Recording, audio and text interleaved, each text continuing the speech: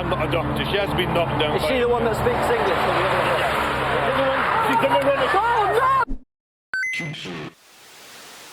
The M6 is the longest motorway in the United Kingdom, stretching 230 miles from the Midlands all the way up to Scotland. On May 17th, 2008, however, highway CCTV picks up footage of two women walking down it. Where are they going? Why are they on foot? Why are they walking straight out into traffic? One of the women was hit by a car, and the two are causing serious disruption to the traffic. Eventually, some highway traffic officers arrive at the scene to assess the situation, and it only gets stranger from here. The two women are identical twins, Sabina and Ursula Eriksson. They're from Sweden. Sabina was the one who'd been hit by a car, but she sustained only minor injuries, and the two appear calm as they talk with traffic officers at the side of the road. Police arrive shortly after to assist, and they're accompanied by a TV crew who are filming some sort of cop show, so we actually have footage from this encounter. That'll save me a bit of work drawing, thankfully, but some of what happens next is a bit much to be shown on YouTube, so for that stuff I'll revert back to a more tasteful rendering of the event. The police first talk with the highway traffic officers to get an idea of the situation, but before they can get the girl's side of the story, Ursula Eriksson bolts and runs straight back out into the traffic. She is hit by a lorry travelling over 90 kilometers per hour, and her legs are crushed as the wheels roll over her. For my friends across the pond, that means she was hit by a truck travelling over 50 miles per hour, and her legs were suitably yee-hawed, partner. I'm talking start the GoFundMe page now, brother. Not wanting to miss out on the fun, Sabina also ran out onto the road and was sent over the hood, partner, of a colliding car. Both women are now lying motionless on the motorway as police scramble to stop traffic and get help for the girls, though they're pretty sure they're both dead. When paramedics arrive, they find Ursula is in a surprisingly alive condition, although she is immobilised. Despite this, she seems to be in some sort of frenzy and resists treatment, scratching and spitting at responders. I could never have the patience to do a job like that. Oh, I'm trying to help you and you want to fight? Okay. Sabina had been knocked unconscious after getting hit by the car, but she was starting to come around. It appeared she was similarly crazed and was shouting things like, "They're gonna steal your organs." Amazingly, she managed to get up. An officer trying to calm her down and keep her still receives a punch for her efforts, and Sabina runs off across the motorway again. Seemingly possessing super strength, Sabina is able to resist arrest. Even after some bystanders come to assist, it is a struggle to carry her by each limb. She is extremely agitated and is screaming for help, seemingly misreading the situation. She is restrained, sedated, and put into the back of an ambulance. Ursula is airlifted to hospital. Sabina was released from hospital only 5 hours later, her injuries being much less serious than her sister's. From here she is put into police custody and bizarrely is calm and collected, as if the violent outburst had never happened. It turned out Sabina lived in Ireland with her partner and 2 children, while Ursula lived in the US. Ursula had come to visit Sabina the previous day, but for some reason the two secretly left Ireland for England. Sabina had apparently had a fight with her partner the previous night and had gone to police to report concerns over the safety of her children. That day they had boarded a coach for London, but the bus driver became suspicious over their erratic behaviour and refusal to let anyone handle their bags.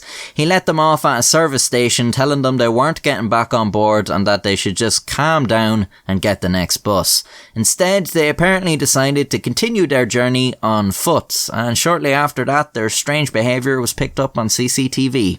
A day later, Sabina pleaded guilty to trespass on the motorway and assault on an officer. The court sentenced her to 1 day in custody, which she had basically already served, so she was let go. Alright then, feels like maybe something more should have been done here. She wasn't even psychiatrically evaluated, they really just let her on. Yes, that's right, there's more crazy shit about to happen. Now back in the street, Sabina needed to find out what hospital Ursula was staying at. Around 7 p.m. that day, she bumped into a man walking his dog and his friend. Petting the dog, Sabina got talking to the man, 54-year-old Glenn Hollinshead, about her predicament and asked if he knew any nearby B&Bs. Feeling sorry for her, Hollinshead told her he had room at his place if she wanted to stay the night, and she agreed. The three went back to Glenn's house and chatted for a while. The two men noticed Sabina seemed almost paranoid, constantly peering out the window. At one point she offered them each a cigarette, but before they could light them she snatched them back, saying they could be poisoned. Her behaviour was questionable, but it was a bit late to rescind the offer now, and she'd be gone in the morning anyways. Glenn's friend eventually left the two, and Sabina stayed the night. The next day, Glenn phoned up his brother who worked at a hospital to see if he could find out where Ursula was being treated. He makes food for himself and Sabina and heads over to his neighbour to ask for some tea bags. Only a minute after re-entering the house, Glenn Hollinshead runs back out. He has been stabbed 5 times with a kitchen knife. Reportedly, his last words were, "Look after my dog for me. Sir, go straight to heaven." Glenn's neighbour called the police as Sabina went on the run. She was later spotted by a driver who noticed she was hitting herself over the head with a hammer. Concerned for her safety, he left his car to calm her down, but she hit him in the back of the head with a roof tile and fled. What is happening? As police were making their way to the scene, Sabina made her way to a bridge overlooking the A50 highway and jumped over the barricade, plummeting 40 feet to the road below, breaking both her ankles and fracturing her skull. She survived, however, and was arrested on suspicion of murder. She was discharged from hospital and taken into police custody in September. Ursula was released around the same time, though she was never charged with any crime and she just fucked off back to the US. So, with Sabina on trial, you'd think we're about to learn what the fuck was going on throughout all these escapades, right? Well, listen to this, because it's crazy. Sabina offered no explanation for anything that happened and responded to every question with no comment. She pleaded guilty to manslaughter with diminished responsibility. Why diminished responsibility?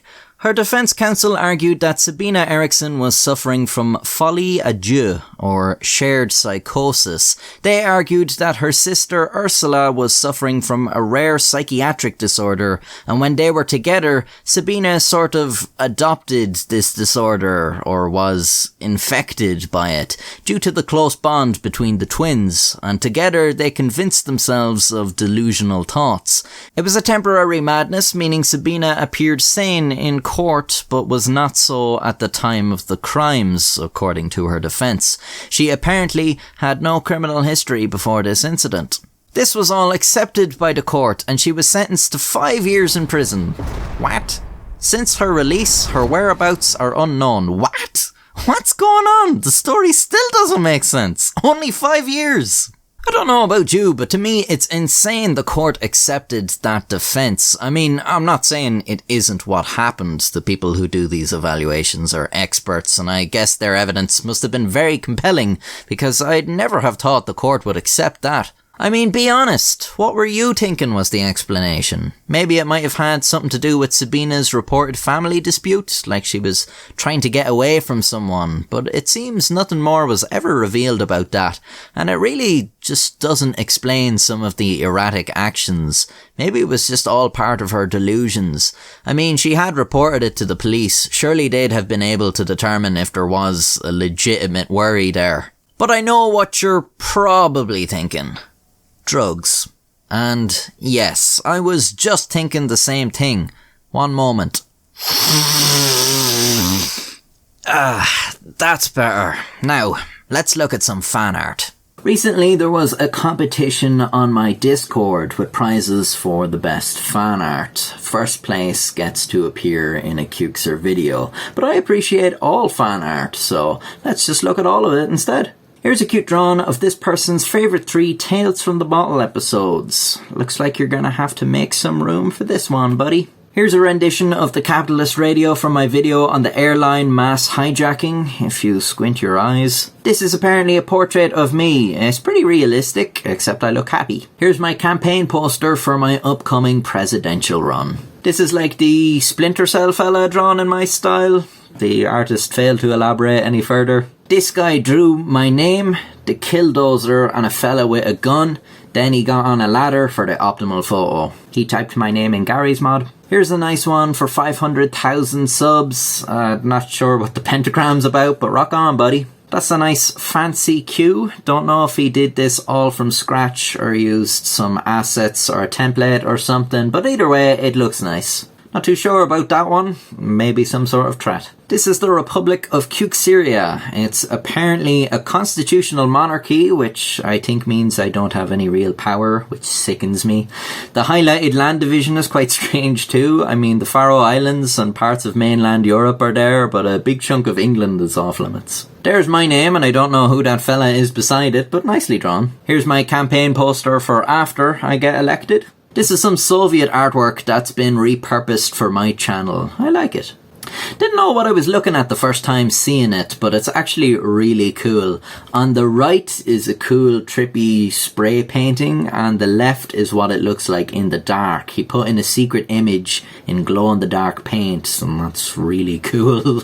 Keep up the work, my man. I bet you can make some really trippy psychedelic stuff. Here's a whole ass game this dude made, once again based off of my hijacking video. I didn't have much time to play it, which saddens me. Hopefully I can get around to it, maybe I'll stream it. But in the meantime, I'll leave the link down below so other people can enjoy it. Just a heads up, it didn't seem to work in Chrome, at least not for me, so you might need to open it up in a different browser.